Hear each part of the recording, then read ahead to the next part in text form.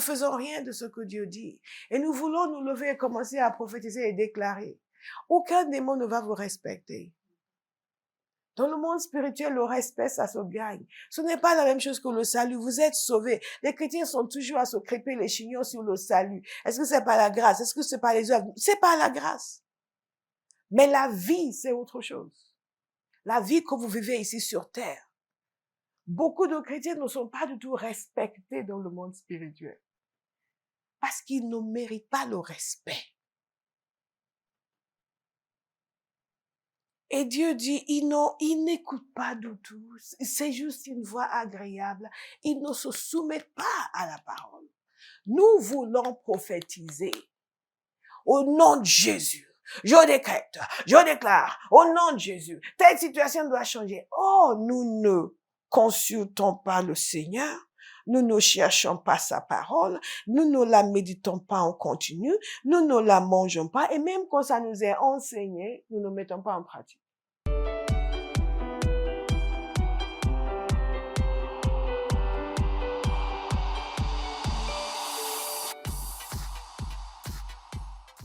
Je vous invite à ouvrir avec moi dans le livre d'Ézéchiel. Nous savons qu'Ézéchiel avait une vision au tout début de son ministère. C'est d'ailleurs cette vision qu'il a lancée dans son ministère et la parole que le Seigneur lui a donnée. Après cette extraordinaire vision des chérubins que je vous ai lue intégralement mercredi soir, nous sommes toujours dans la série des hommes comme Ézéchiel et aujourd'hui nous parlons de devenir une voix prophétique. À la fin du chapitre 1, à la fin de la description de la vision et de l'autre partie de la vision, celle du Christ préincarné, il dit ceci, à cette vue, je suis tombé, le visage contre terre, puis j'ai entendu quelqu'un me parler. Et on continue en disant, il m'a dit. Ensuite, il continue encore au verset 3. Il m'a dit. Et ensuite, il lui dit, je t'envoie. Il lui donne sa mission. Il doit aller parler avec des personnes. Et au chapitre 3, il commence encore avec, il m'a dit. Je veux que vous souligniez chaque endroit que vous notiez, si vous ne voulez pas trop souligner, parce que ça va faire beaucoup de soulignements. Chaque endroit où Ézéchiel dit, il m'a dit. Il m'a dit, ou quand il dit, la parole de l'Éternel me fut adressée. La parole de l'Éternel me fut adressée. Il m'a dit, la parole de l'Éternel me fut adressée. Parce que c'est absolument capital pour nous de comprendre que une des dimensions les plus importantes de la vie d'Ézéchiel, c'est ce qu'il est censé appeler à l'existence. D'ailleurs, je voulais emmener appeler à l'existence ce matin, je l'ai oublié. C'est ce qu'il est censé appeler à l'existence. Nous connaissons tous la vision des ossements desséchés. Et quand nous enseignons sur la nécessité de prophétiser, nous utilisons ce passage de la parole de Dieu. Et ce passage est tout à fait valable, nous allons y arriver avant la fin de ce message. Mais ce que je veux que vous compreniez aujourd'hui, c'est que si vous allez devenir une voix prophétique, il y a beaucoup plus que de prophétiser. La première chose, c'est qu'il faut entendre sa voix. Il faut entendre sa voix. Et si vous vous basez uniquement sur le passage de la vision des ossements desséchés, vous allez penser que tout ce qu'il faut, c'est juste une voix ponctuelle que vous entendez et vous pouvez commencer à prophétiser. Et c'est comme ça que beaucoup de chrétiens gèrent leur vie. Ils savent que les paroles que nous disons sont très importantes. Jésus nous a dit dans Marc 11, 23, 24, il nous a expliqué que nous pouvons dire à cette montagne, ôte-toi de là et jette-toi dans la mer. Et que cela se fera. Si vous croyez et que vous n'avez pas de doute dans votre cœur, vous pouvez parler à une situation et cela va changer. Et beaucoup d'entre nous sommes frustrés parce que nous parlons à des situations qui ne changent jamais. Mais il y a un certain nombre de choses que nous devons saisir et qui vont nous permettre de pouvoir fonctionner comme Dieu veut que nous fonctionnons. Nous parlons de dimension en esprit. La parole de Dieu est inspirée par le Saint-Esprit, révélée par le Saint-Esprit, appliquée par le Saint-Esprit. Et il y a une dimension spirituelle dans laquelle nous fonctionnons où nous pouvons maintenant voir l'efficacité des paroles que nous déclarons. Je veux vous faire voir un processus ce matin. Un processus par lequel nous pouvons réellement avoir une voix prophétique. Parce que Dieu veut des voix prophétiques dans son Église.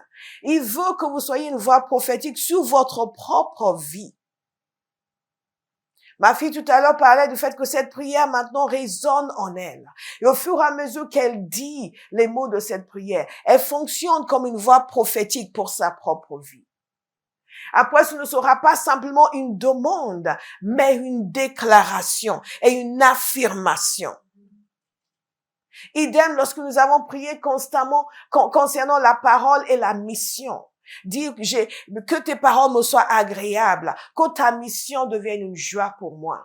Vous pouvez oublier tout de suite cette prière maintenant, ou vous pouvez la prendre et la prier en continu. Et au bout d'un certain moment, cette prière va devenir partie intrinsèque de votre vie, elle va devenir votre réalité. Et vous allez le dire en continu. Vous n'allez plus dire, pasteur nous a dit de prier, dites comme je prie d'habitude. Et personne ne vous en voudra parce que c'est devenu vôtre. Et ça va devenir intégral à votre être et vous allez non seulement le prier mais le dire. La parole de Dieu m'est agréable. Sa mission est une joie pour moi. Et vous allez le voir se réaliser. Donc, toutes ces années de perdu à dire je n'arrive pas à ceci, je ne peux pas ceci, c'est parce que vous avez négligé les choses essentielles. Mais nous n'allons plus négliger les choses essentielles. Il y a un processus par lequel nous devenons une vraie voix prophétique. Ce n'est pas juste je tombe sur un verset, j'en fais et je prends et maintenant, ça se manifeste dans ma vie. Et cette légèreté-là a amené les gens à discréditer la puissance de la déclaration prophétique. À mépriser, à sous-estimer. Ce que nous voyons quand nous étudions Ézéchiel, c'est que Ézéchiel était un homme attentif à la parole du Seigneur. Une des choses que nous avons prié pendant ces 3 jours, c'est cette capacité de voir et d'entendre. De voir et d'entendre. C'était un homme qui était attentif en continu à la voix de Dieu. Il voit et il entend la volonté de Dieu. Dieu lui dit quoi penser, quoi parler, quoi dire. Et Dieu utilise toujours la voix d'un être humain sur terre pour exprimer sa volonté. Toujours, toujours. Et pour déclarer sa volonté sur terre. C'est capital de le penser. Tout à l'heure, lorsque nous avons prié pour des personnes qui sont reconnues dans cette parole de connaissance, je prie que la prochaine fois qu'une parole similaire va se présenter, vous ne vous reconnaîtrez plus. Amen. Parce que vous aurez compris que si vous ne laissez pas la pensée de Dieu dominer sur votre pensée, si vous continuez à accepter les pensées du monde, c'est ce qui sera votre expérience quotidienne. Vous allez devenir une voix prophétique pour le diable dans votre propre vie.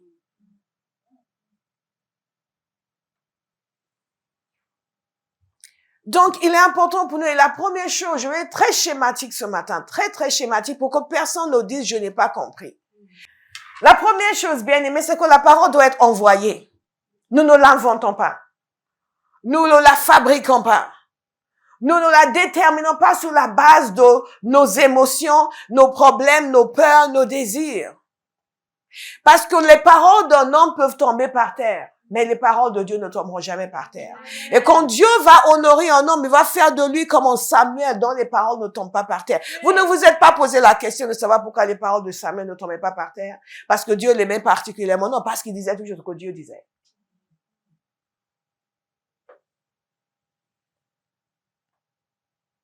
La parole doit nous être envoyée. Nous devons la voir, nous devons l'entendre, nous devons être clairs sur sa volonté. Cela exclut déjà tous les paresseux.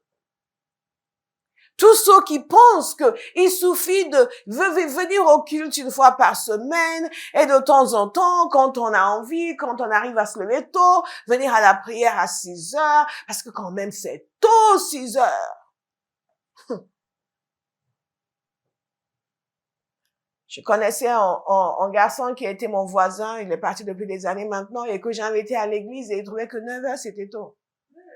Mais ce garçon partait à 5 heures du matin pour aller travailler. Tous les jours. Mais venir au culte à 9 heures, c'était tôt. Mais nous ne pouvons pas avoir ce genre de vie de paresse et penser que la parole va fonctionner. Parce que elle doit nous être envoyée et nous devons la voir. Nous devons l'entendre. Nous devons la saisir. Et ce qui veut dire que il y a une application nécessaire. Il y a une attention nécessaire. J'ai déjà entendu des chrétiens dire, le Seigneur est venu leur parler, et ils étaient pas bien, je sentais que l'Esprit voulait me parler, mais j'étais vraiment, et tu n'as pas fait attention. Excuse me? Ou parfois nous sentons que le Seigneur nous attire à prier. Quand j'étais jeune et stupide, j'ai eu ce comportement 1 ou 2 fois, je n'ai pas recommencé. Quand le Saint-Esprit veut vraiment travailler avec vous, il va commencer à attirer votre cœur. Vous êtes en train de faire quelque chose qui pour vous est très important, mais qui n'a aucune valeur éternelle. Et le Saint-Esprit va vous attirer, vous sentez, I need to pray. Et vous faites, après. Et quand vous y allez après, il n'y est plus. Et là, c'est, Seigneur, raconte tout. Et rien. Et nous sommes souvent comme ça avec la parole. La parole, elle nous est envoyée. En ce moment-là, nous sommes occupés à rattraper notre sommeil. Nous sommes occupés à penser à toutes les choses que nous devons régler lorsque nous aurons quitté le culte. Nous disons, oui, je vais regarder après sur YouTube.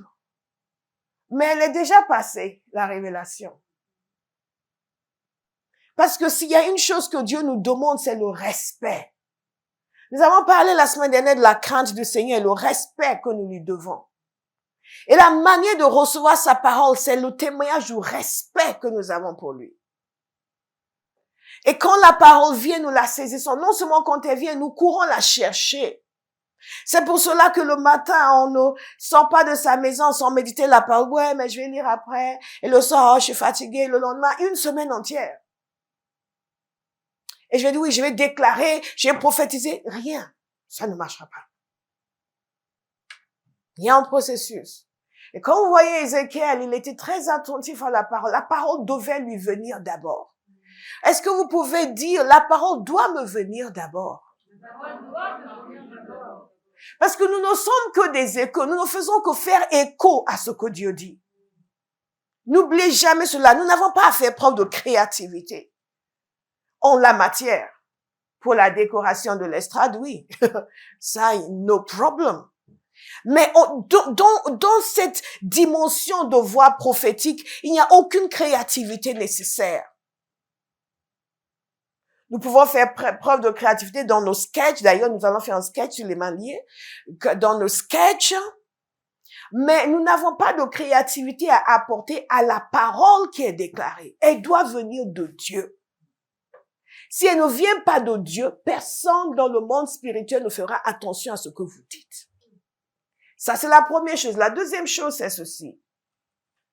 Et j'ai noté ici que nous devons avoir l'obsession d'avoir la parole de Dieu pour chaque situation. Et d'avoir sa parole en continu. En continu. Et la deuxième chose, puisque nous sommes très schématiques ce matin, c'est que nous devons valoriser cette parole. Je sais que les êtres humains ont un instinct de survie. Si je devais descendre vers vous et tout d'un coup je sortais un fusil de ma poche. OK? Par exemple, je peux vous dire, dites Alléluia. Dites Alléluia. Alléluia. OK, c'est pas mal, on est à Ava House, c'est pas mal. Mais si je devais sortir un fusil de ma poche, vous allez lancer des cris. Vous allez lancer des cris qui seront 1000 fois supérieurs au volume de Alléluia que vous venez de faire. Parce que vous avez cette capacité en vous. Simplement, ça n'a pas été provoqué par quelque chose. Et nous avons la capacité d'agir et de réagir plus que ce que nous imaginons. Tout dépend de notre idée sur ce qui se passe en ce moment-là. Je vais dire, on vous dit par exemple, il faut méditer la parole. Amen, amen, amen. Et certains ne le font pas. Et si on leur dit, tu vas passer en thèse, demain on va t'interroger sur le livre d'Ézéchiel, vous allez tout potasser ce soir. Parce que vous avez cette capacité en vous. Quand vous avez la capacité de crier, mais je vous dis de dire alléluia, c'était pas trop mal, parce qu'on est à Bahaus, mais si je devais sortir en fusil, vous allez crier, le volume va être assourdissant, tous les gens en haut vont descendre pour dire, qu'est-ce qui se passe là-bas? Vous me suivez? Nous devons valoriser la parole de Dieu. Où est-ce que je veux en venir? Quand on dit aux gens de valoriser la parole de Dieu, oui, mais je médite. Parce qu'en réalité, ils ne voient pas la valeur de la parole. Il n'y a rien en eux qui les pousse à méditer la parole. Si par exemple le médecin leur disait, vous n'avez plus d'espoir, vous allez mourir d'ici 2 mois. Il n'y a rien qu'on puisse faire pour vous. Et on vous dit, allez méditer les versets sur la guérison. Vous allez les manger. Vous allez les dévorer. Vous allez dire, si c'est tout. J'ai dit, mais je vous assure, Dieu m'a parlé. Vous serez guéris. Si vous méditez ces versets tous les jours, qu'est-ce que vous allez faire? Vous allez valoriser la parole. Tout d'un coup, vous allez, parce que vous avez un autre verset, Vous venez me voir l'honneur, vous avez tout mémorisé. Oh, quand on travaillait sur le problème de fornication, que vous avez, je parle à la personne ici, et quand vous allez de méditer, oui, on va méditer, oui, mais je médite, pasteur, mais je médite. Mais quand vous avez l'impression que vous n'avez pas de choix autre, et que c'est ça votre solution, et c'est votre seule solution, tout d'un coup, votre attitude change. La valeur que la parole de Dieu doit avoir à nos yeux, c'est la valeur que nous accordons à quelque chose qui est notre seule solution. Notre problème, c'est que nous ne le pensons pas. Certains ne pensent même pas qu'elle soit une solution. Encore moins la seule. Mais je vous assure, elle est la seule solution que vous avez.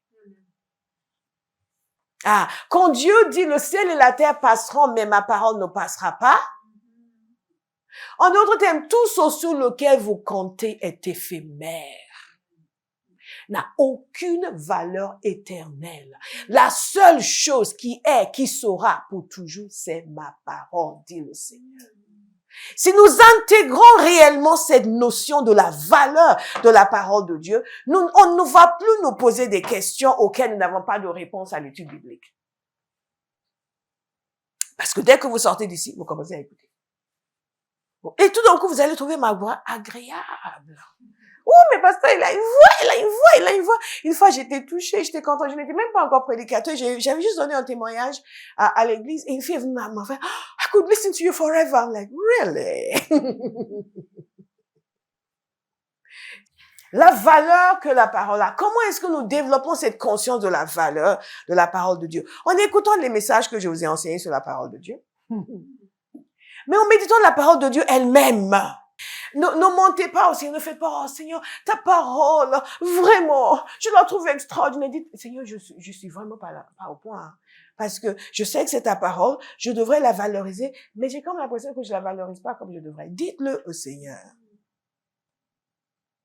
Et aide-moi à la valoriser. Montre-moi des choses dans cette parole. Donne-moi une révélation qui va faire en sorte que elle va être pour moi plus précieuse que la nourriture. Plus précieuse que toute autre chose. Dites ces choses à Dieu. Je peux vous dire, quand vous dites la vérité à Dieu, il vous aide. Ça, c'est le témoignage de ma vie. Je veux aussi essayer, tu vois, je sais que je suis censée aimer bien, mais je n'aime pas. Non, ce n'est pas vrai. Bon, parce que non. Si c'était vrai, je te le dirais.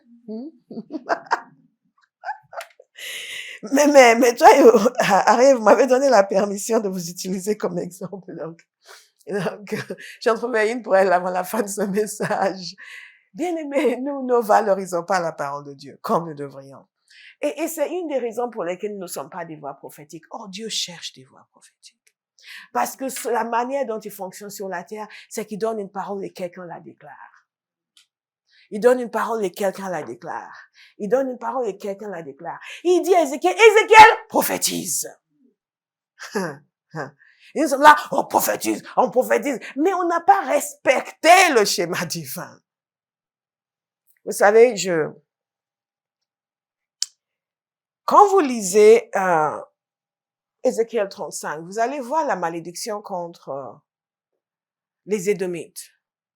C'est une parole prononcée contre la montagne de Séhir.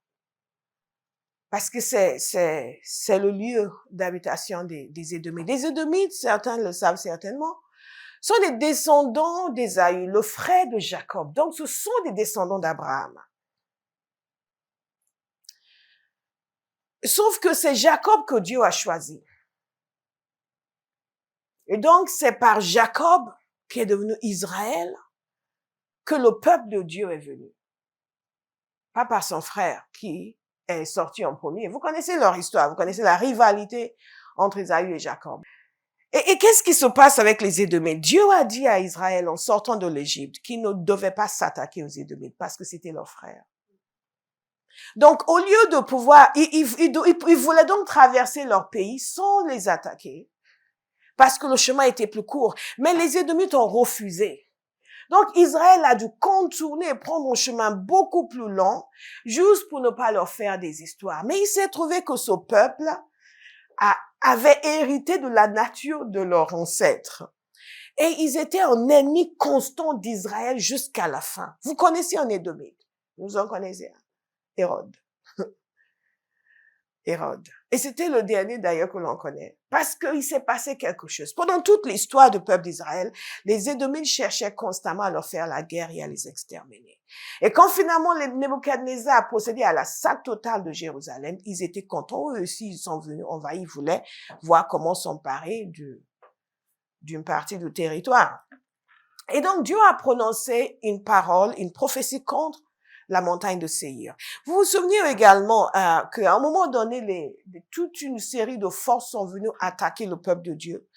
Et Josaphat a élevé sa voix, il a crié vers le Seigneur. Et les jours de la montagne de Séhir faisaient partie. Et il rappelait d'ailleurs que nous ne les avions pas touchés, mais maintenant ils sont venus contre nous. Maintenant, qu'est-ce qui se passe? Il y a une prophétie qui est lancée contre les Édomites. Je vous donne juste un exemple, des choses que vous voyez dans la parole de Dieu, qui vous permettent de gagner en assurance. Et dans cette prophétie, je ne vais pas vous la lire, ce qui a été déclaré, la sentence finale, c'est que leur pays sera une désolation. Que les villes seront abandonnées. C'est la déclaration de la sentence du Seigneur contre les gens de la montagne de Séhir. Tout sera abandonné, les villes abandonnées, ce sera une désolation. Il a fallu des siècles pour que cette prophétie se produise, mais elle s'est produite. Elle s'est produite. Israël, évidemment le peuple d'Israël, ils sont revenus dans leur territoire. À différents moments de l'histoire, les gens de la montagne de Séhir ont été assujettis à différentes puissances, et même aux Maccabées, pendant l'arrivée des Maccabées. Mais finalement, pendant le temps du Nouveau Testament, c'était un Édomite qui régnait sur la Judée. Mais quand les Romains sont venus pour détruire Jérusalem, ce que Jésus avait prophétisé d'ailleurs, quand les Romains sont venus pour détruire Jérusalem, les Juifs ont été dispersés dans le monde entier. Mais les Édomites ont juste disparu. Et donc, toute cette région a été abandonnée, conformément à la prophétie donnée ici par Ézéchiel. Si vous connaissez la ville de Pétra est dans cette région. Moi, j'ai été à Pétra, c'est une des merveilles du monde. Mais totalement abandonnée. Totalement abandonnée. Quand vous méditez sur la parole de Dieu, quand vous voyez des choses comme cela, que Dieu a déclaré se produire, et ensuite dans le chapitre suivant, le chapitre 36, vous voyez, parce que après Jérusalem, dans le livre d'Ézéchiel, il y a avant la destruction de Jérusalem et après, parce que Dieu a prophétisé que Jérusalem, là je ne parle pas des Romains, je parle de l'époque des Babyloniens, allait être détruit, que le temple allait être détruit. D'ailleurs, nous allons parler à la fin si nous avons le temps. Et donc, les prophéties d'Ézéchiel ont couvert une longue période. OK? Une vingtaine ou plus d'années. Et au moment où dans la prophétie que nous voyons dans Ézéchiel 36, Jérusalem a déjà été détruite. Et là, Dieu maintenant donne un espoir pour l'avenir, pour son peuple. Et il leur dit que cet endroit allait de nouveau être verdoyant. C'est une prophétie inverse de ce qui a été donné pour la montagne de Séhir.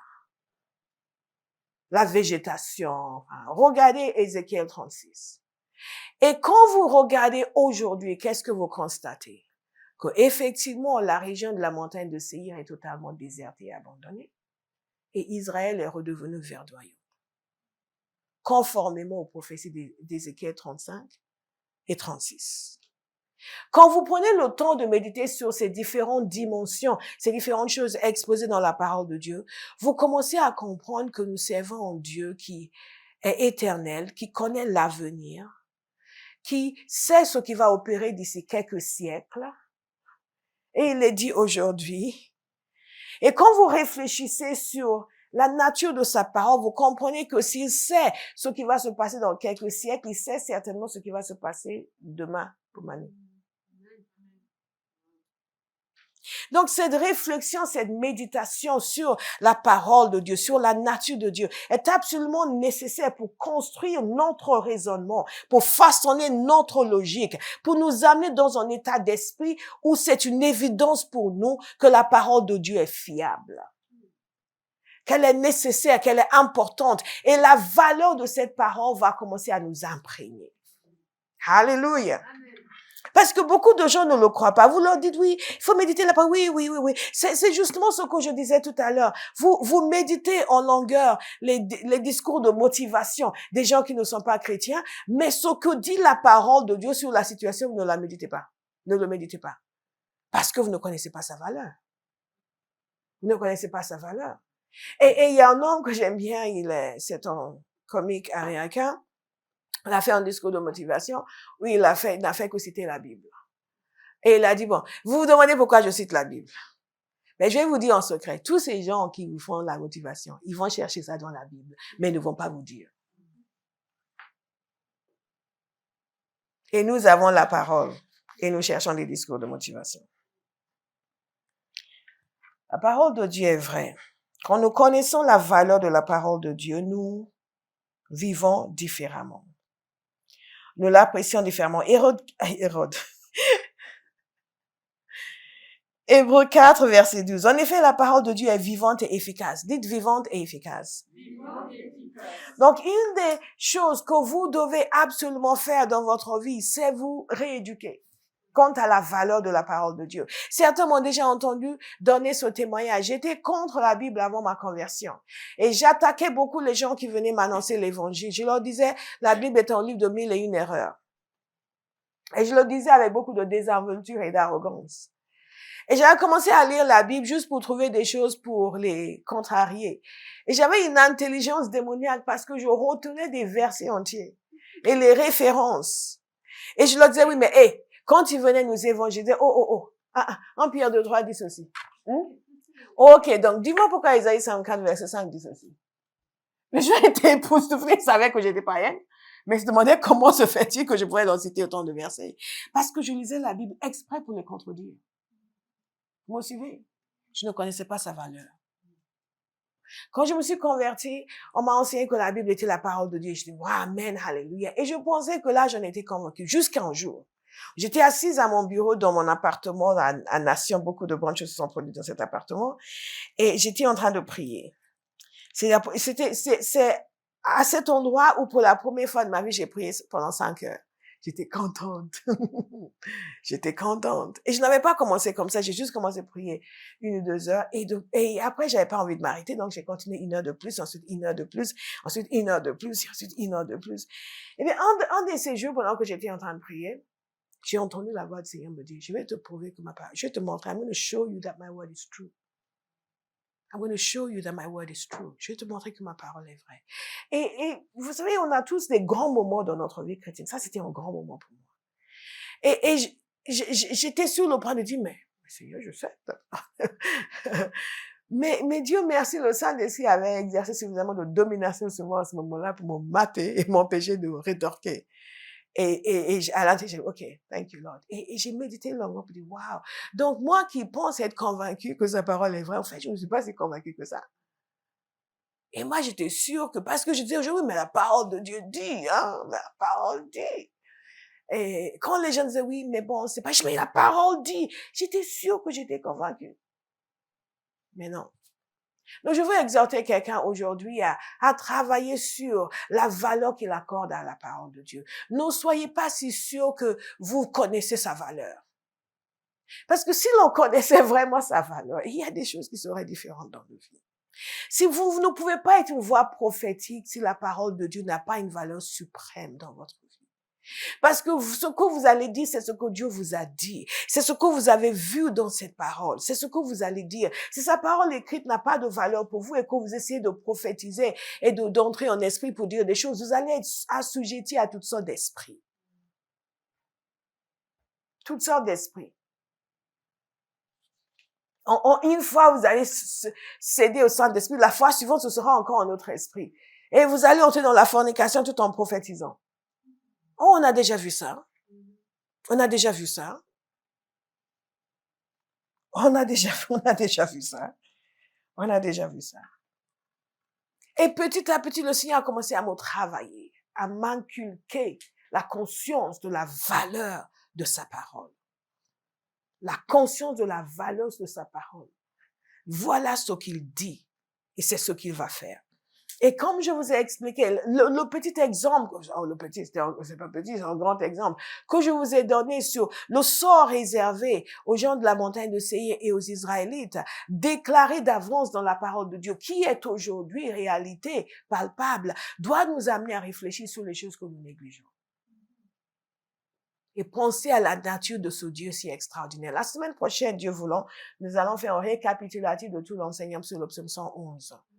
Et qu'aujourd'hui, nous devrons être déjà entrer dans une dimension où nous avons une crainte de Dieu. Où nous sommes saturés de la conscience de sa grandeur. Et donc, sa valeur doit participer à cette valeur que nous avons accordée au Seigneur. Donc, la valeur de sa parole. Et c'est pour ça que Dieu disait à Ézéchiel, quant à toi, écoute ce que je vais te dire. Est-ce que vous pouvez prophétiser sur quelqu'un ce matin? Il dit, écoute ce que Dieu va te dire.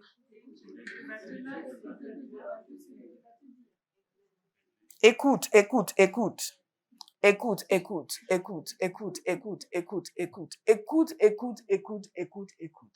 Donc, avant d'arriver dans la vallée des ossements desséchés, Ézéchiel avait cette habitude de chercher, d'écouter la parole de Dieu.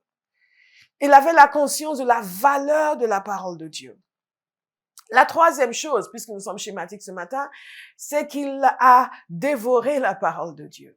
C'est une image que le Seigneur nous a donnée sur ce que nous sommes censés faire. Il n'est pas le seul d'ailleurs à avoir dévoré la parole de Dieu. L'apôtre Jean aussi, je vais vous lire les passages correspondants, avait aussi dévoré la parole de Dieu. Ah, God is a good God. Donc, la parole doit entrer. Vous allez encore prêcher à quelqu'un, la parole doit entrer en toi. Elle doit devenir ta nourriture. Dieu doit te parler avant que tu ne parles pour Dieu. Sa parole doit être une nourriture qui te remplit et sur laquelle tu médites en continu. Alléluia. Est-ce que vous pensez que c'est un bon élève, votre voisin? Il a été attentif à votre... D'accord. Donc, le troisième point, c'est qu'il faut manger. Troisièmement, c'est qu'il faut manger la parole. Dans Ézéchiel 2, verset 3, Dieu dit ceci, Ézéchiel 2, verset 8. Quant à toi, fils de l'homme, écoute ce que je vais te dire. J'ai l'impression que le Saint-Esprit n'arrête pas de dire ça à l'église. Écoute, écoute, écoute. Écoute. Même pendant que nous sommes en prière, des fois, Dieu commence à parler et on part sur autre chose. Vous sentez l'esprit vous attirer vers quelque chose, mais vous aviez un sujet qu'il faut absolument que vous évoquiez avec lui. Et vous n'écoutez pas. Et vous savez que ce n'est pas parce que vous dites quelque chose que Dieu est obligé de vous écouter. Nous sommes obligés de l'écouter. Lui n'est pas obligé de nous écouter. Vous savez, quand on prend conscience de certaines choses, on change son habitude. Parfois, dans la prière, on donne un sujet et quelqu'un est au fond en train de prier autre chose. Et vous pensez que Dieu va vous écouter. Non, il n'est pas obligé de nous écouter. Et donc, c'est nous qui sommes obligés de l'écouter. Et une des choses sur lesquelles vous travaillez en continu, c'est d'absorber la parole dans toutes les formes. Vous l'absorbez. Toutes les formes, vous l'absorbez, vous l'absorbez. Quelqu'un est en train de donner un témoignage d'une grande chose que Dieu a faite. Absorbez. Ne faites pas beau. Lui, il a toujours un témoignage. Lui, pourquoi toi, tu n'en as jamais? Absorbez-le, absorbez. Nous sommes en train de chanter la parole, absorbez.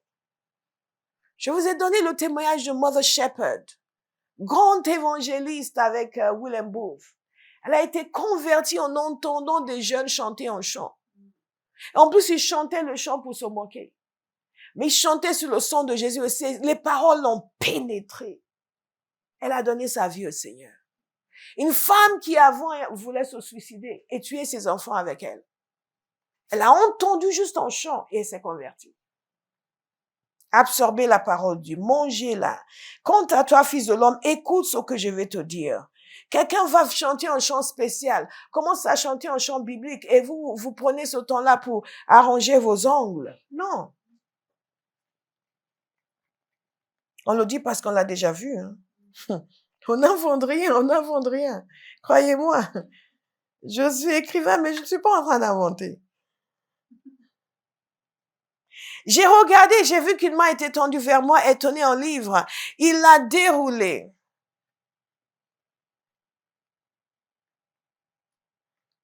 Il l'a déroulé devant moi, écrit des deux côtés. Il contenait des complaintes, des lamentations, des gémissements.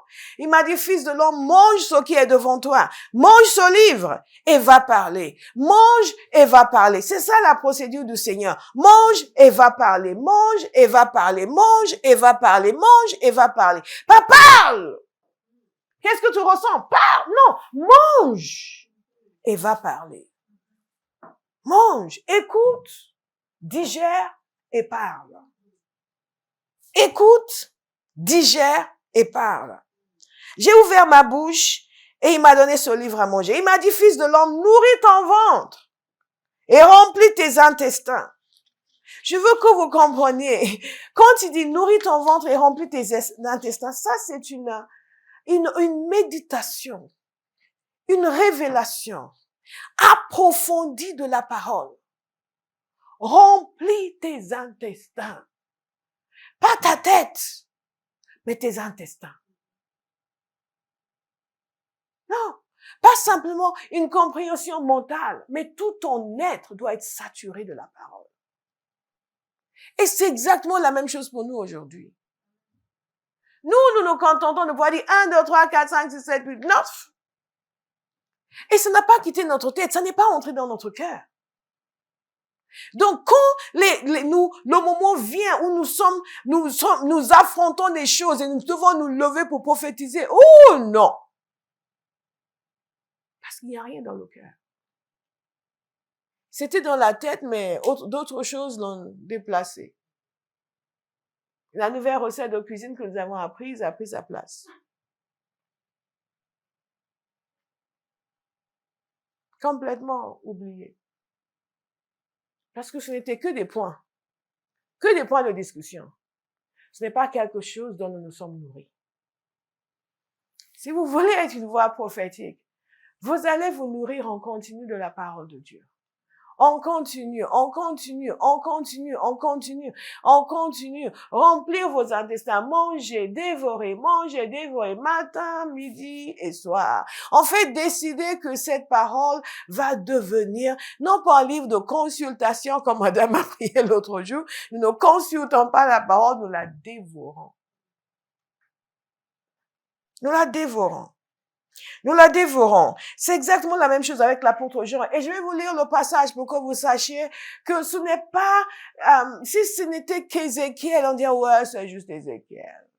Oh non, mais il faut pas comme ça, commencer à se comparer. Mais non, il faut procéder à une vraie analyse des circonstances. On ne peut pas juste prendre tout et l'appliquer à nous. Apocalypse 10, verset 8. La voix que j'avais entendue du ciel me parla de nouveau et me dit, va, prends le petit livre ouvert dans la main de l'ange qui se tient debout sur la mer et sur la terre. J'allais donc vers l'ange et lui demandais de me donner le petit livre. Il me dit, prends-le et avale-le.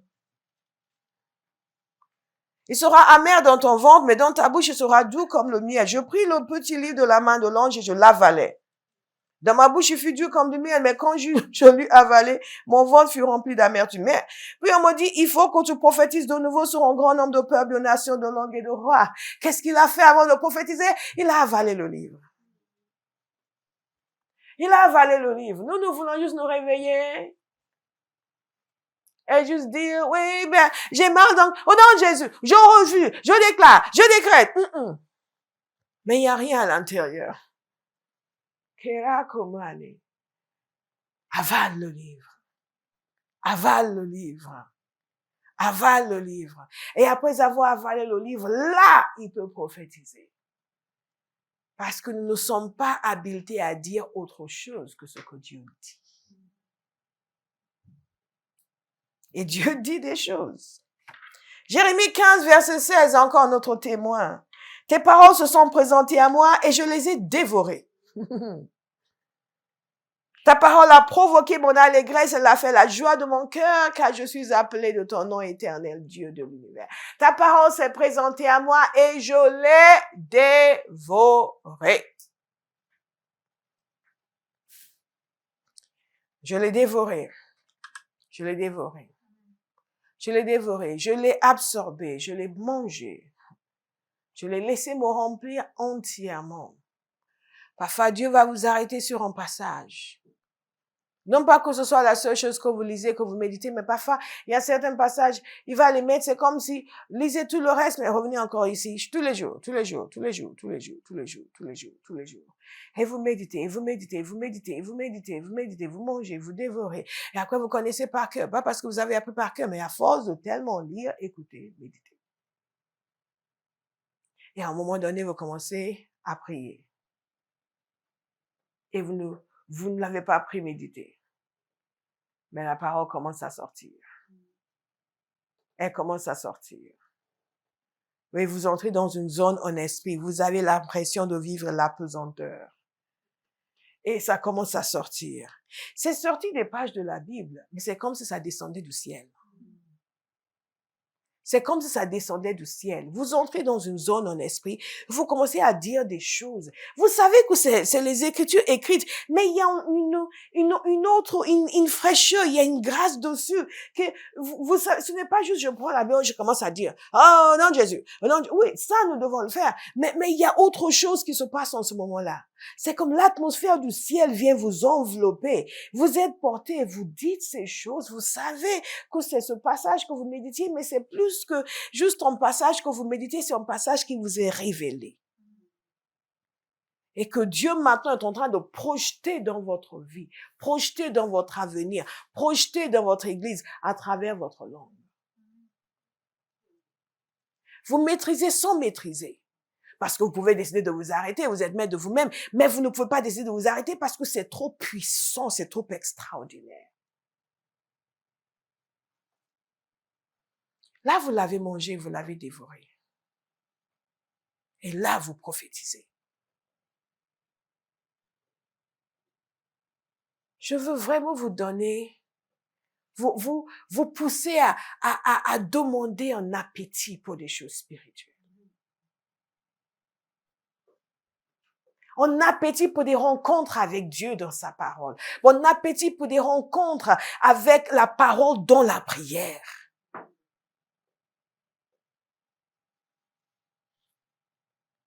Il y a de ces rencontres que Dieu vous donne qui libèrent votre voix prophétique. Vous savez que Dieu est en train de parler.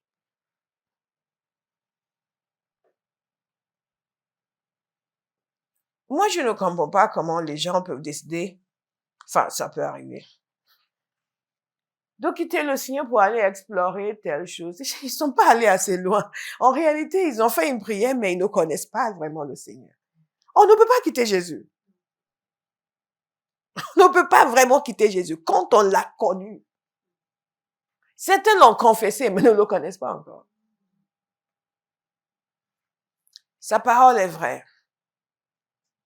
Je veux inviter quelqu'un à prendre cette décision. De manger. De dévorer. Vous méditez, vous vous endormez, demandez au Seigneur. Dites-lui, il y a un problème. Qu'est-ce qu'il y a derrière ça? Qu'est-ce qu'il y a en coulisses? Montre-moi ce qu'il y a en coulisses. Qu'est-ce qui fait que je m'endors devant la parole? Qu'est-ce qui fait que je m'endors? Qu'est-ce qui fait que je m'endors? Parce que si Sally devait vous appeler et que vous deviez procéder à un étripage de tous les membres de la base, vous resterez non, je crois à des choses meilleures vous concernant. Mais je ne vais pas évoquer l'église de quelqu'un d'autre, ils vont mentionner. Vous resterez éveillé, n'est-ce pas? Vous resterez éveillé. Madame, quand elle prépare des choses pour son école, elle s'endort pas? Jamais. Elle s'endort jamais. Quatrième point, c'est que nous devons nous soumettre à ce que nous avons vu et entendu. Cette manie que les chrétiens ont d'exprimer leur désaccord avec Dieu. Je sais, j'ai été jeune et stupide. Et on a eu des mots, oui, mais Seigneur, oh, mais ça nous est passé très vite. Ça nous est passé très vite. Donc, s'il y a quelqu'un qui est encore dans ce mode, oui, mais Seigneur, je comprends pas. Arrêtez tout de suite. Arrêtez, s'il vous plaît. On ne conteste pas avec Dieu. Quand vous contestez avec Dieu, vous traduisez votre manque de compréhension ou votre désespoir absolu, parce que ça peut arriver quand on est totalement désespéré, ou que vous ne comprenez pas grand-chose à la personne de Dieu.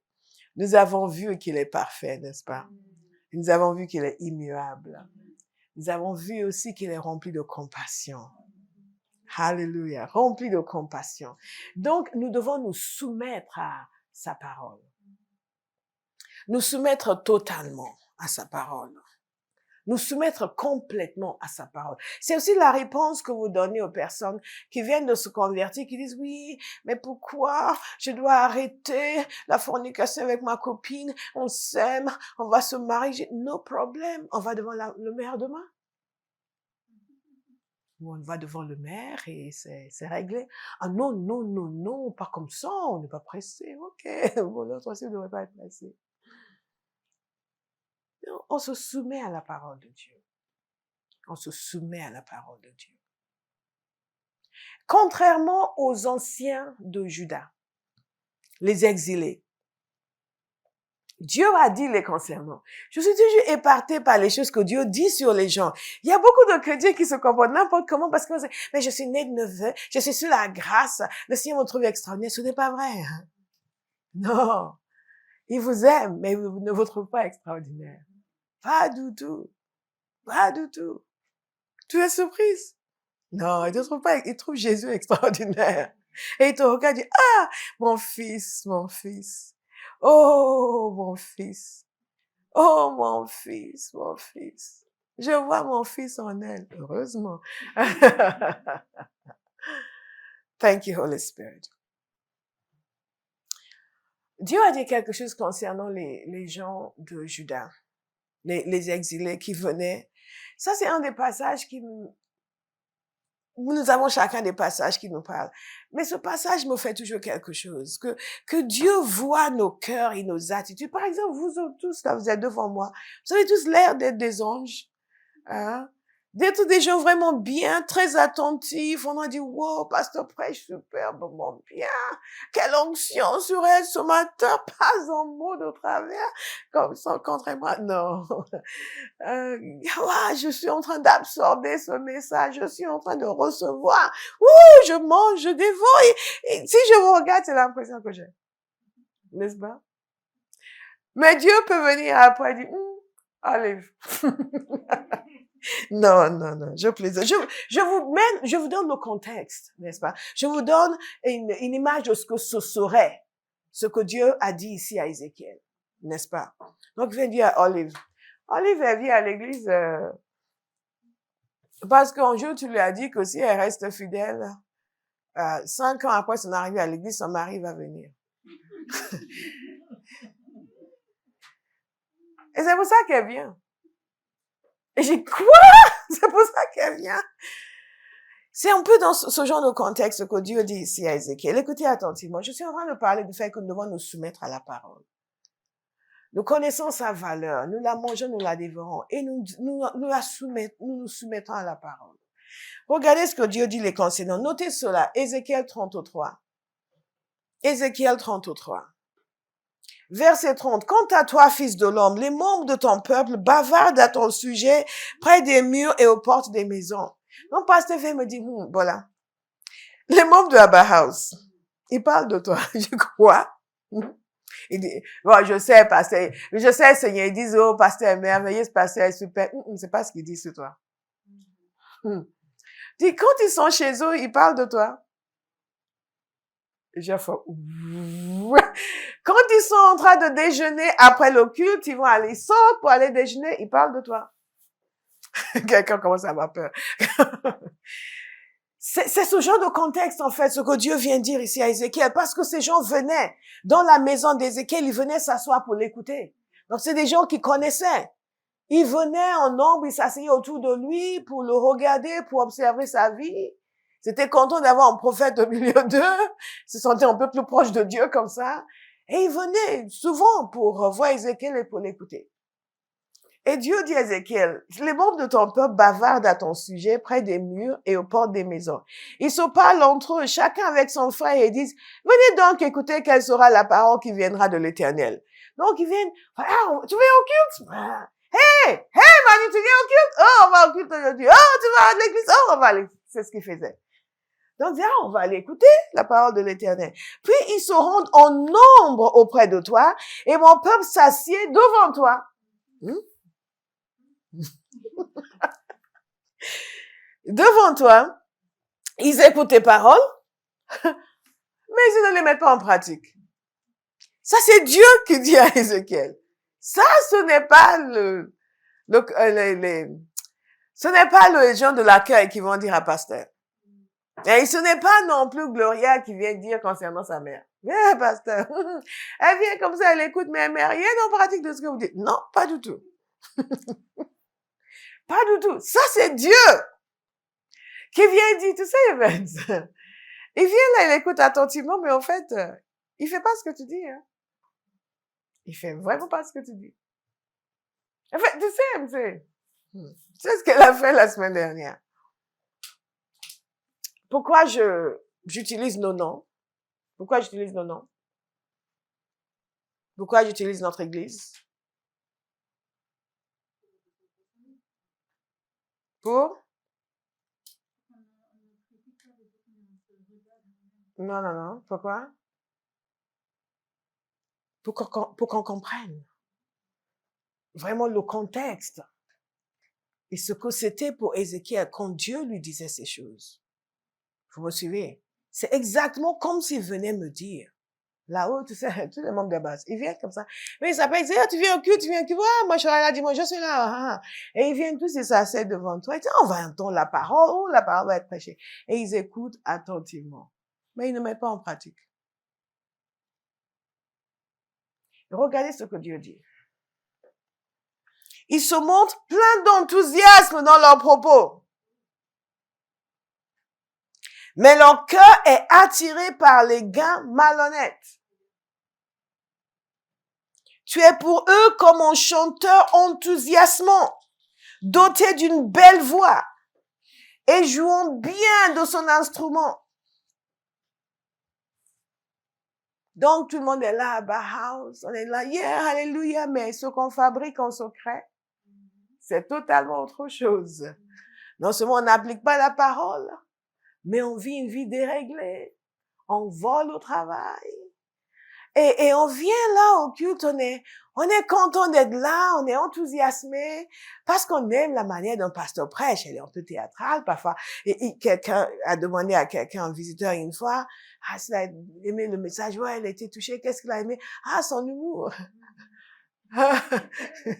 Ok, j'ai Honorine, on va retenir un mot du message, juste mon humour. Ok, c'était pas le but, hein. On va faire stand-up. Et donc, ils trouvent que, waouh, tu as de l'humour, et ils aiment la prédication, ils aiment ton style un peu théâtral, ils aiment aussi quand tu chantes et quand tu danses, ils aiment aussi comment tu expliques, mais en fait, ils n'ont rien à cirer du message. Ils n'appliquent pas, ils vivent une vie déréglée, ils font autre chose derrière. Pour eux, t'es juste une belle voix, une voix agréable comme un instrument. Juste, on passe de bons moments à Bauhaus. Comme une fille qui me parlait de son église, c'est très ambiancé. Je n'oublierai jamais. C'est pour l'ambiance qu'elle y allait. C'est ce que Dieu est en train de dire ici. Ils écoutent tes paroles, mais ne les mettent pas en pratique. Quand tout cela arrivera, et voici que cela arrive, ils reconnaîtront qu'il y avait un prophète au milieu d'eux. Et souvent dans la vie des enfants de Dieu, c'est ça. Ne faisons pas attention, ne nous soumettons pas à la parole qui est enseignée. Nous aimons les moments de la prédication. Gloire, amen, alléluia. Dites alléluia, alléluia. Et nous sortons de là, nous sommes bénis, c'est sympa. Mais nous ne faisons rien de ce que Dieu dit. Et nous voulons nous lever et commencer à prophétiser et déclarer. Aucun démon ne va vous respecter. Dans le monde spirituel, le respect, ça se gagne. Ce n'est pas la même chose que le salut. Vous êtes sauvés. Les chrétiens sont toujours à se crêper les chignons sur le salut. Est-ce que c'est pas la grâce? Est-ce que c'est pas les œuvres? C'est pas la grâce. Mais la vie, c'est autre chose. La vie que vous vivez ici sur terre. Beaucoup de chrétiens ne sont pas du tout respectés dans le monde spirituel. Parce qu'ils ne méritent pas le respect. Et Dieu dit, ils n'écoutent pas du tout. C'est juste une voix agréable. Ils ne se soumettent pas à la parole. Nous voulons prophétiser au nom de Jésus. Je décrète, je déclare, au nom de Jésus, telle situation doit changer. Oh, nous ne consultons pas le Seigneur. Nous ne cherchons pas sa parole. Nous ne la méditons pas en continu. Nous ne la mangeons pas. Et même quand ça nous est enseigné, nous ne mettons pas en pratique. Nous ne pouvons pas avoir une voix prophétique.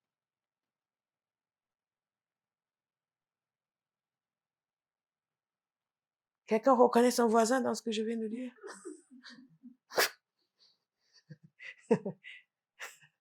On est une bonne église, hein? Personne n'a dit, ah oui, pasteur.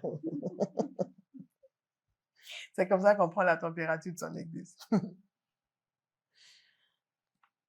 Est-ce que vous comprenez pourquoi beaucoup de chrétiens vivent des échecs lorsqu'ils disent, qu'ils déclarent, ils disent, prophétisent, ceci, ah oui, je prophétise, au nom de Jésus. Non, non, non, non, non, non, non, non, non, non, non. Vous imaginez que ces exilés de Juda vont se lever pour dire, nous prophétisons. Who's speaking? Qui parle? Qui parle? Qui vous a autorisé à ouvrir la bouche?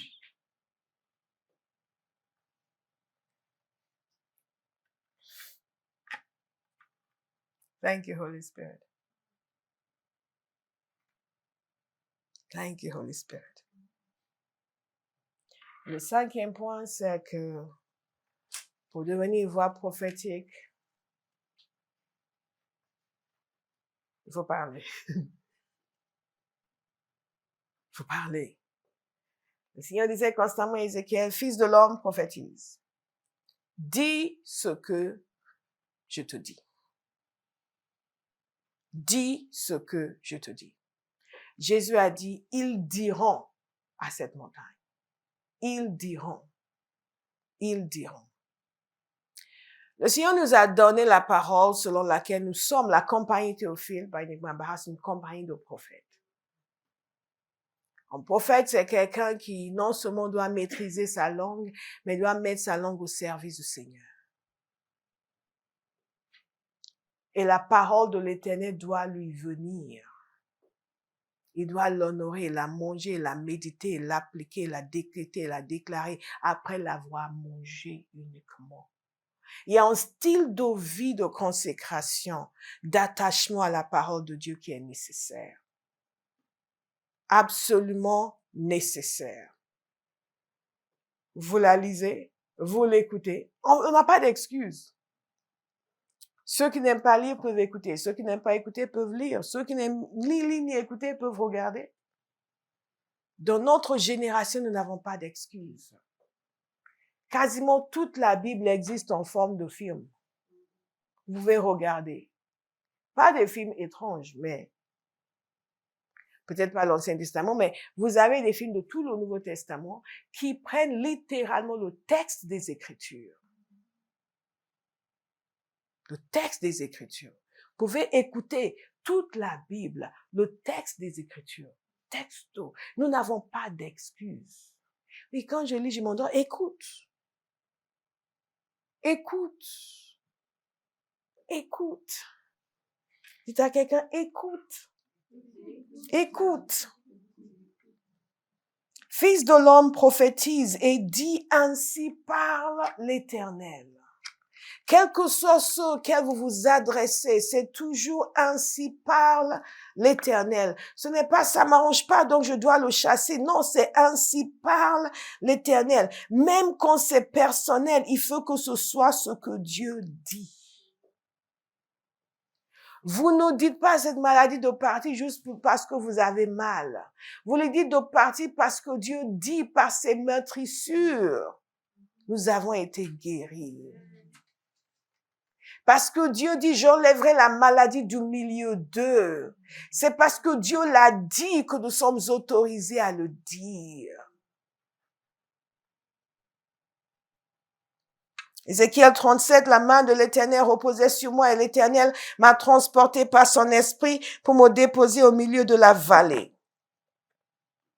Celle-ci était remplie d'ossements. Il m'a dit, il m'a fait passer près d'eux. Tout autour, j'ai constaté qu'ils étaient très nombreux sur le sol de la vallée et qu'ils étaient complètement secs. Il m'a dit, fils de l'homme, ces os pourront-ils revivre?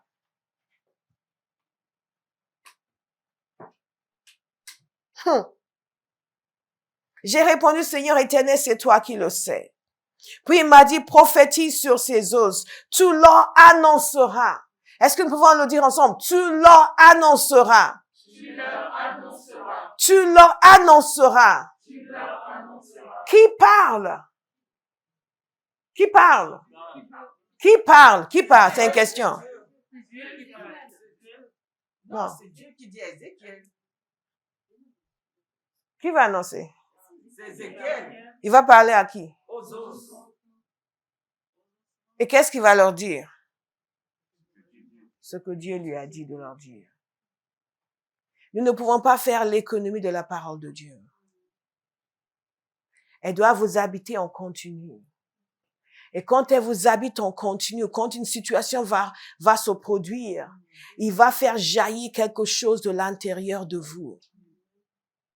Et vous saurez exactement quoi dire. Mais quand vous lui rendez visite de façon ponctuelle, vous allez être là en train de chercher. Et vous mobilisez avec toute votre énergie pour combattre les démons. Non. Non. Ma fille a dit une parole qui sortait d'elle. S'ils boivent quelques breuvages mortels. S'ils boivent quelques breuvages mortels. S'ils boivent quelques breuvages mortels. Tu leur annonceras. Ossements desséchés, écoutez la parole de l'Éternel.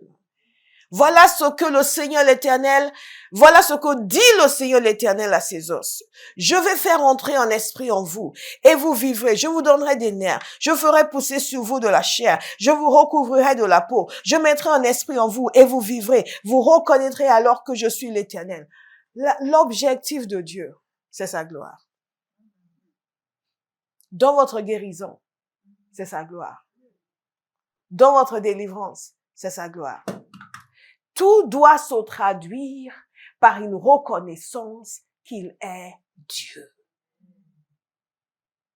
Tout. Si vous avez quelque chose de bien qui vous arrive, mais qui n'honore pas le Seigneur, ce n'est pas quelque chose de bien. Quelle que soit la chose qui vous arrive, qui n'amène pas les gens à dire, waouh, l'Éternel est Dieu, ce n'est pas quelque chose de bien. C'est quelque chose qui touche votre chair, qui vous fait plaisir, mais ce n'est pas quelque chose de bien. Et quand vous commencez à parler au nom du Seigneur, les choses vont changer.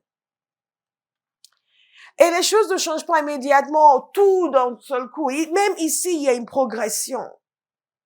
Il prophétise à l'intention de l'Esprit. Prophétise, fils de l'homme. Tu annonceras à l'Esprit, voici ce que dit le Seigneur l'Éternel. Esprit, viens des quatre vents, souffle sur ses morts et qu'ils revivent. Il y a un contexte particulier ici pour le peuple d'Israël. Mais c'est le principe que nous voyons dans Ézéchiel que nous retenons. Et ils se sont levés, se sont tenus sur leurs pieds. C'était une armée nombreuse, très nombreuse, dit très nombreuse. Et Dieu dit, ces ossements, c'est toute la communauté d'Israël. Et ils disent, nos os sont desséchés, notre espérance est détruite, nous sommes anéantis. C'est pourquoi prophétise, tu leur annonceras.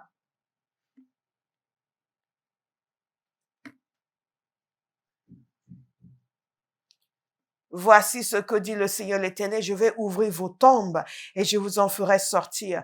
Vous qui êtes mon peuple, et je vous ramènerai sur le territoire d'Israël. Vous reconnaîtrez que je suis l'Éternel. Est-ce qu'il l'a fait? Il l'a fait. Il l'a fait. Il l'a fait. Il l'a fait. Il l'a dit et il l'a fait. Tout ce qu'il dit, il fait. Tout ce qu'il dit, il fait.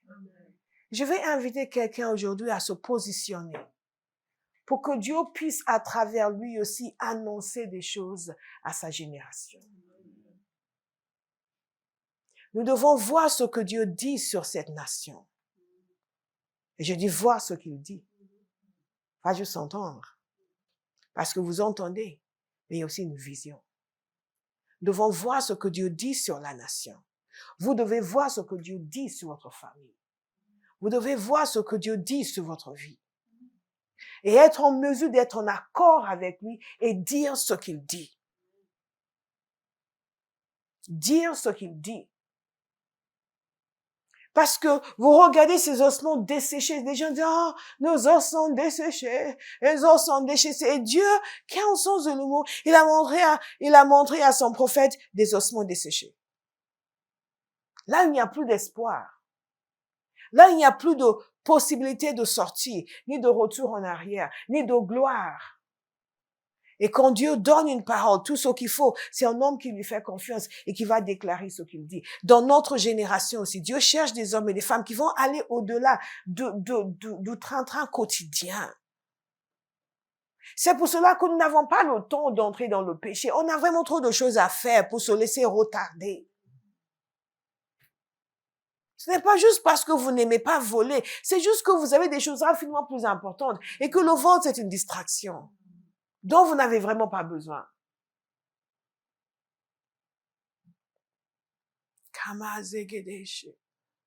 Ce cœur de Dieu dont nous avons besoin.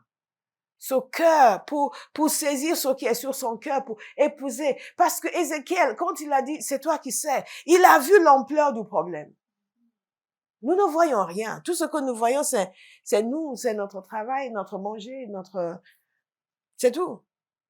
Mais quelqu'un va demander au Seigneur d'ouvrir ses yeux pour voir ce que Dieu voit aujourd'hui. Dieu lui a montré des ossements desséchés. Puis voilà. Mais maintenant, toi, tu vas prophétiser. Et les choses vont changer. Mais malheureusement, beaucoup de chrétiens vivent des vies désespérément médiocres. Parce que tout ce qui les concerne, c'est juste mon bien-être personnel. Juste que j'ai un super job, une super petite maison, une grande. Je suis bien habillée, j'ai le dernier, c'est lequel maintenant que portent les femmes?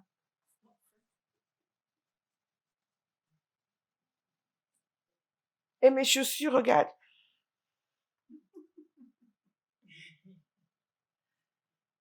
Et vous regardez, j'ai dit, mais quelle futilité. Nous ne sommes pas contre les choses de marque.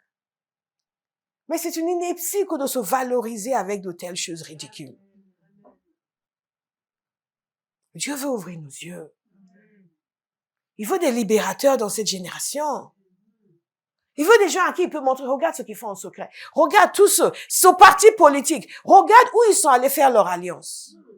Maintenant, lève-toi et prophétise contre. Le dessin, nous sommes là. Mais Seigneur, pourquoi je peux pas regarder la porno? Après tout, si je prie contre, ça va partir. Je dis, mais quand même. Quand même. Et Dieu cherche des gens à qui il va révéler des ossements desséchés. À qui il va révéler la destinée de nations.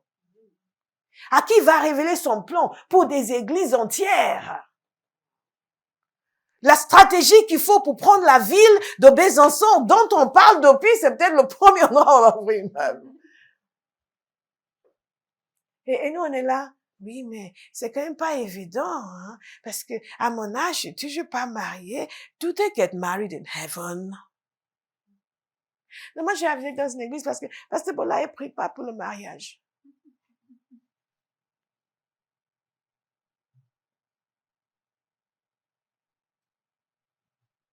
Je vais terminer avec une histoire.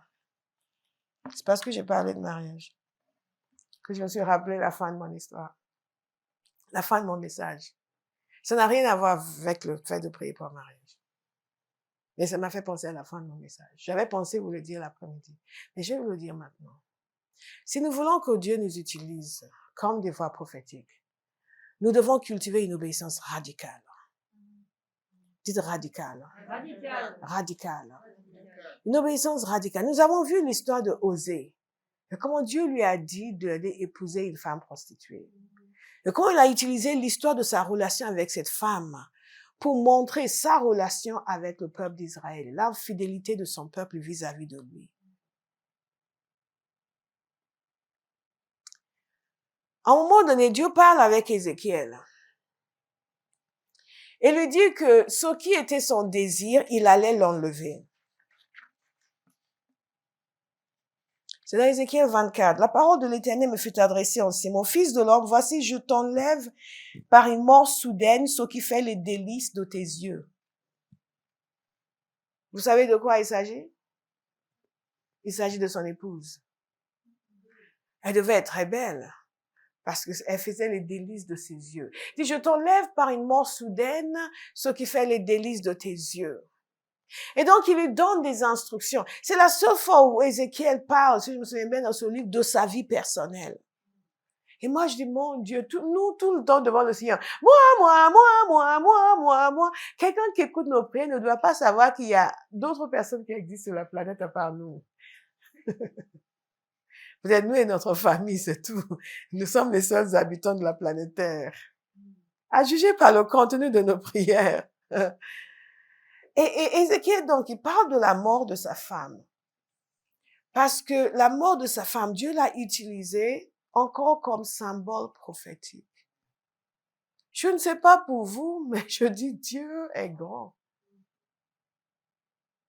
Quand vous méditez sur ces choses, vous êtes, mais la dimension dans laquelle Dieu fonctionne, il y a certaines choses qui sont si importantes pour nous ici qui n'ont pas une valeur éternelle pour lui. Pour lui, enlever l'épouse d'Ézéchiel n'était pas quelque chose de mauvais. Au contraire, c'était important pour faire passer son message à son peuple.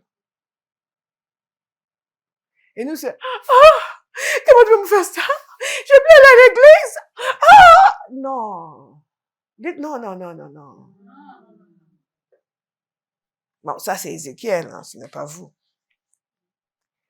C'est le symbole. C'est ce que ça représente. La parole de l'Éternel me fut adressée en ces mots. Fils de l'homme, voici, je t'enlève par une mort soudaine ce qui fait les délices de tes yeux. Tu ne te lamenteras point, tu ne pleureras point, et tes larmes ne couleront pas.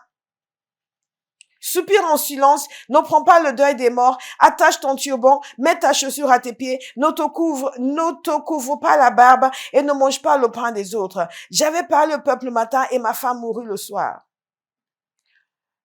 Notez la suite. Je vais vous expliquer davantage ce passage l'après-midi, mais notez simplement la suite. Et c'est là que nous allons conclure. Le lendemain matin, je fis ce qui m'avait été ordonné. Le lendemain matin, je fis ce qui m'avait été ordonné. Le lendemain matin, je fis ce qui m'avait été ordonné. Le lendemain matin, je fis ce qui m'avait été ordonné. Je vous expliquerai un peu plus ce passage et pourquoi il parle de turban, etc. Mais la chose qu'il nous faut retenir ici, c'est que la seule chose qui compte dans nos vies, c'est que nous soyons en harmonie avec Dieu, en phase avec son cœur, radicalement obéissant, que nous ne soyons attachés à rien ni à personne plus que nous nous sommes attachés à lui. Et que nous comprenions que Dieu a des impératifs qui sont différents des nôtres. Et si nous entrons dans son plan, nous coopérons avec lui, nous nous laissons nous investir de sa parole, nous allons pouvoir être une vraie voix prophétique dans notre génération. Remercions le Seigneur pour sa parole.